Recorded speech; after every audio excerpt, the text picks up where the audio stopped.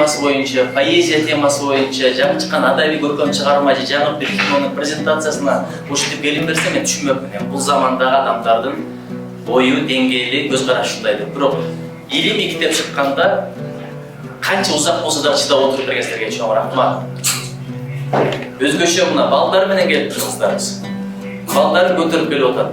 Демек, апалар, болочоктогу энелер, азыркы энелер, аял заты илимге кызыгып атат, көрөсүңөр. Кийинки модун илимге кызыгысы башкача болот. Анткени эркек бирдеме алып келсе, эчке чейин алып келет экен. Илиминде эле, ыйманында эле. Эгер аял илимге кызык болсо, ыйманга кызыкпаса, үйгө кирбейт экен ошол илим дагы ыйманда. Үйгө киргизе турган аял заты болот экен. Ошон үчүн ар бир ийгиге жеткен атаны, апаны, балдарына чоң рахмат айтыш керек. Анан баланын дагы ата-энесине чоң рахмат айтыш керек. Бул жакта атасы келиптир. Атасына чоң рахмат, бирок атасынан дагы апасына чоң рахмат.